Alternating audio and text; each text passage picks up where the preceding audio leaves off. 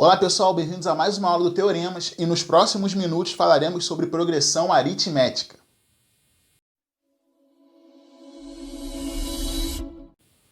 Muito bem pessoal, então tem uma parte da matemática muito interessante que estuda o que a gente chama de sequências.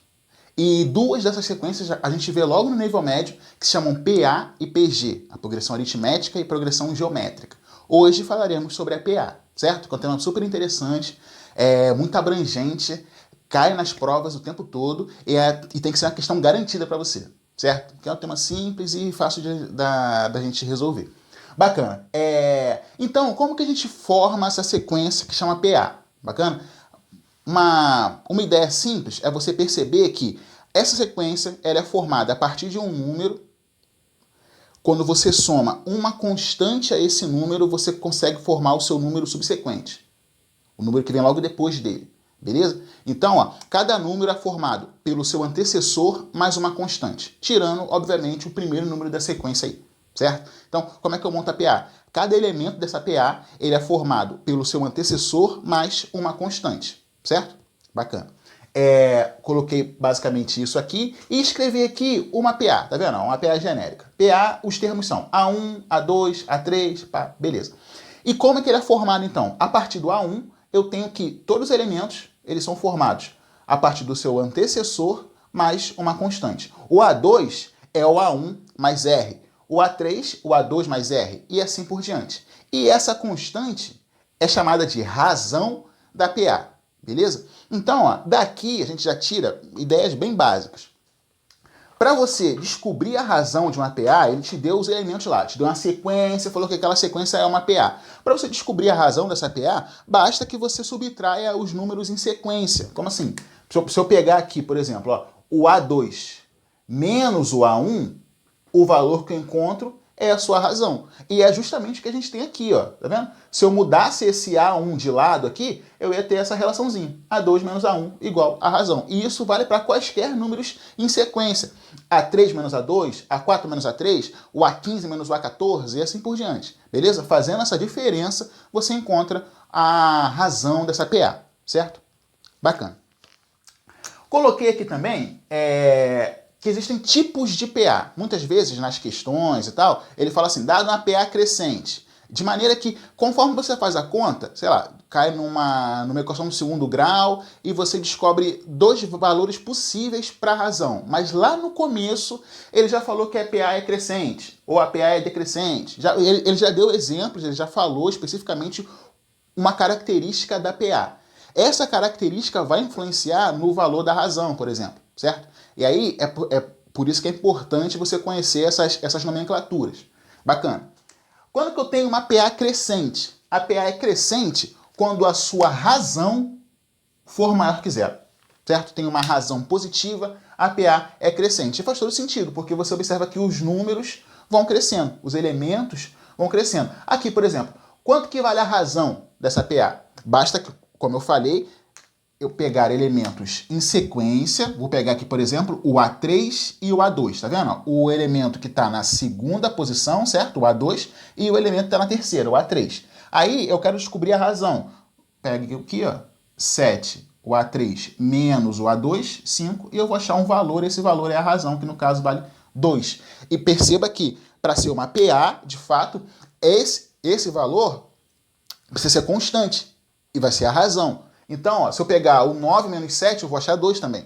Se eu pegar o 5 menos 3, eu vou achar 2 também. Se eu pegar o 7 menos o 3, aí já não é o 2 que eu vou achar, certo? Já tem também uma outra relaçãozinha interessante com a razão que a gente vai ver depois.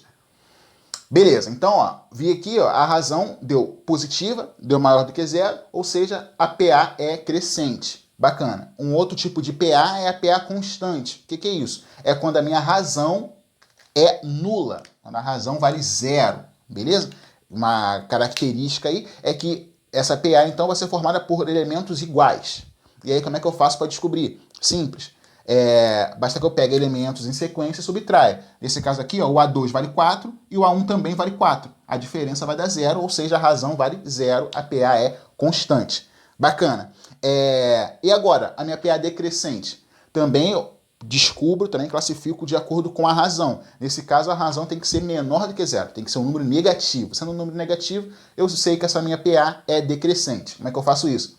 De novo, eu pego elementos em sequência. Vou pegar agora o A4 e o A3, certo? Então vai ser A4 menos o A3, isso vai dar justamente menos 3. Esse valor, esse menos 3, é a minha razão. Então, vi que a razão é negativa, nesse caso, então, a PA é decrescente. Beleza? Então, meus amigos, falei aqui, né, a ideia inicial de PA, como que eu formo uma PA, certo? Cada elemento ele é igual ao seu antecessor mais uma razão, né? Partindo, obviamente, do primeiro elemento. Vimos aqui, pá, e também observamos que para descobrir essa razão, basta que eu subtraia números em sequência, né? Números que estão logo um depois do outro. O A3 menos A2, A2 menos A1 e assim por diante.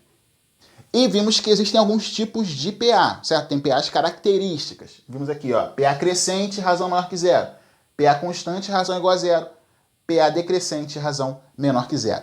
Beleza? Vou apagar aqui e falar sobre a soma da PA, dos elementos da PA, interpolação e outras relações aí interessantes envolvendo a razão. Beleza, pessoal. Agora que já vimos essa parte específica falando da razão, né? Vimos como calcular a razão, como encontrar a razão, sabendo, conhecendo aí os elementos dessa PA.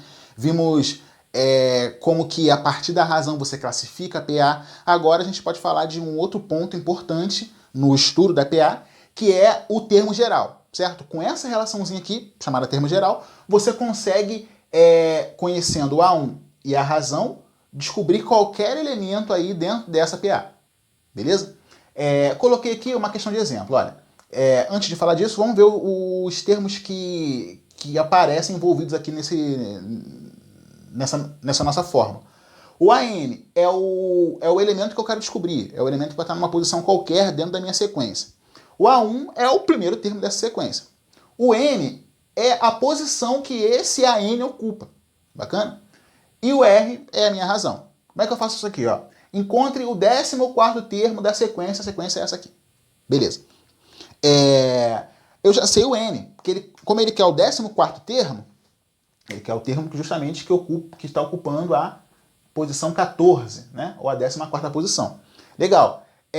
Então, para usar o termo geral, eu já sei o A1, que vale 5, já sei o N, que é 14, falta descobrir o R, né? Aí a gente viu no outro quadro que para descobrir a razão, basta pegar termos em sequência, não é isso? Pegar, por exemplo, 11 e 8. 11 menos 8 é igual a razão. Fazendo essa conta aí, a razão dá, descubra aqui, né? Que a razão dá 3. Então, já sei a razão. Para calcular o A14, basta que eu utilize a minha relaçãozinha aqui do termo geral, né? Então, vai ficar A14 é igual a 1, que vale 5, mais N, que é o 14, né? Menos 1 vezes a razão, que vale 3. Então, ó, A14 é igual a 5. 14 menos 1 vai dar 13. 13 vezes 3, 39, né? Mais 39, e isso é igual a 44. Então, o 14º termo dessa nossa sequência aí vale 44. Beleza. Uma outra forma de classificar as PAs, além daquela coisa envolvendo a razão, é você ver a quantidade de termos que aparece aí nessa PA. Se essa PA tiver uma quantidade definida de termos, ela é chamada de PA finita. Se ela tiver uma quantidade indefinida de termos, ela é uma PA infinita. Repare que uma PA muito grande, ela não é uma PA infinita, beleza? Posso ter uma PA de 1 milhão de termos, é uma PA bem grande, mas ela tem uma quantidade definida de elementos. Dessa maneira, ela é uma PA finita. Tudo bem? Uma PA infinita é uma PA que cresce indefinidamente, né? Que o número de termos cresce indefinidamente. Bacana. E aí, olhando para essa PA finita, eu consigo calcular a soma dos elementos que aparecem aí, usando essa relaçãozinha. A soma dos N elementos que aparecem numa PA finita, obviamente, é igual a A1 mais AN vezes N dividido por 2. Bacana? Coloquei aqui uma questão de exemplo. Olha, calcule a soma dos 10 primeiros elementos da sequência PA. Começa assim, né? 4, 9, 14 e tal. Para calcular essa soma, eu tenho que saber o A1, que eu já sei. Tenho que saber o AN, que eu ainda não conheço. E tem que saber o N, que eu já sei que são os 10 primeiros termos. Bacana? Para descobrir esse AN, eu vou seguir um processo parecido com esse aqui. Ó. Primeiro eu vou descobrir a razão. Basta que eu pegue elementos em sequência aqui. Ó. Então, 9 menos 4 é igual a razão. Dessa maneira, a razão vale 5. Show de bola. Achei a razão. Conhecida a razão, eu consigo descobrir o AN, né? O AN, no caso, eu quero o A10, que é o último elemento aí dessa minha sequência. Então, ó, A10 vai ser igual a A1, que eu já vi que vale 4, mais N10 menos 1 vezes a razão, que vale 5. Beleza? Dessa maneira, o A10 vai ser 4 mais 10 menos 1 vai dar 9, 9 vezes 5, 45. Então, esse A10 vale 49. Achei o A10. Agora, para achar a soma desses 10 primeiros elementos, basta que eu pegue a minha relaçãozinha, né? O S10, a soma aí, vai dar o A1 mais o AN, 49, vezes N, 10, tudo isso dividido por 2. 4 mais 49 vai dar 53, né? Então, ó, 53 vezes o 10 dividido por 2 vai dar 5, né? 53 vezes 5, fazendo essa conta aí, a soma desses 10 primeiros elementos vai dar 265. Bacana? Essa é a soma. Repare que, aí se ele te der a soma, te der o A1 e o AN, te der a soma, o A1 e o termo que ocupa aí a enésima posição. Você pode descobrir o N, fazendo essa formulinha aqui, né? Se ele te der a soma, o AN, aí como consequência vai te dar também o N, você pode descobrir o A1, né? E assim por diante. Beleza? Para não ficar para essa aula não ficar muito grande, eu não vou falar agora da interpolação e nem de umas maneiras específicas para você escrever os elementos em função da razão, por exemplo. Pode te facilitar. Eu vou deixar isso para uma outra aula. Bacana? Falar de interpolação de meios aritméticos e de algumas formas de você escrever. Por exemplo, às vezes é mais prático você escrever, por exemplo, uma PA de uma quantidade ímpar de termos dessa maneira. Digamos que tem uma PA com 5 termos. Você pode falar que o termo central vale x, tá? E aí os termos subsequentes, ó, x mais r, x mais 2r. E aí, ó, o aqui, x menos r, x menos 2r.